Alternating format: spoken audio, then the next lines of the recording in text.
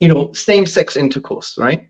There's an argument by some people that same-sex intercourse is not morally blameworthy. It's not morally reprehensible. It's totally fine.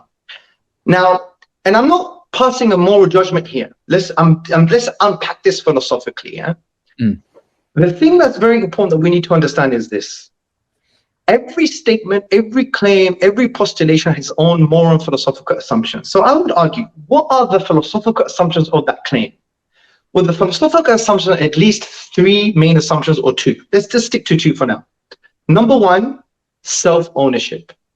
The one who's making the claim believes that individual humans own their bodies.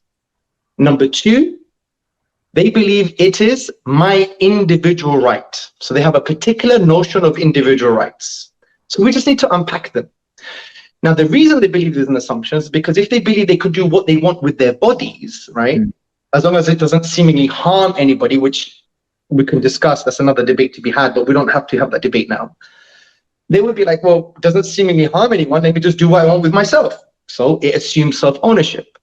The other assumption is a particular liberal notion of individual rights, because they think this is my individual right because it's been dictated by a particular liberal discourse, which is premised on individualism, which is premised on the idea that the primacy is on the individual. So there's a particular conception, a liberal conception of rights. All we need to say as Muslims is, you have these assumptions. Why do you think I have to have the same assumptions as you? That is bigotry. And they call us the bigots. Paul, I'm a true believer of the Quran. I think it's chapter Surah Mumtahana, chapter 60, verse 8. Allah does not forbid you to be kind and just with those who do not fight you for religion and do not expel you from your homes. Allah uses the word bir, the same word He uses on how to treat your parents. It's like an intense mercy and kindness for all people. So wherever you are, if you're not fighting me physically, right, and you're not expelling me from my home, I'm going to be just and kind to you, right? So you're the bigot because you're forcing these moral philosophical assumptions on me. I don't believe, because I'm someone who affirms Tawheed, the oneness of Allah, the oneness of God. I don't believe I own my body. Allah has this called the Tawheed of Rububiyyah. This is the oneness of His creative agency, that He owns, He's created everything, He owns everything, He maintains everything, He shapes everything, He's the master of everything, right? So Allah owns my body, so He has the right to tell me what to do with my body, number one. So I don't follow your assumption. Number two, I believe in individual rights. In the Islamic tradition, we believe in hukuk al-ibad, the rights of the individual, for sure.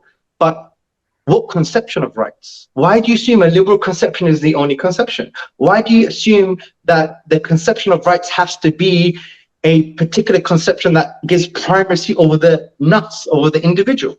We don't have that philosophy. We believe Allah created us and He is the one who has the right to give us our rights. So it's about conception of rights here. Now they may argue, but I don't believe in Allah and I don't believe He owns our body. That's a different discussion, and that's the discussion that we want to have with you. We don't want to have this ideological nonsense discussion, forcing assumptions down each other's throats and making you believe in a certain particular worldview. I want you to have an intellectual discussion on our worldview, the foundations. And this is what we want to take them. We want to have this discussion on Tawheed and show to them, don't be bigots and forcing this down our throats, because we don't adopt your assumptions. We have a particularly different paradigm, and that paradigm comes from Allah, and we could explain it to you.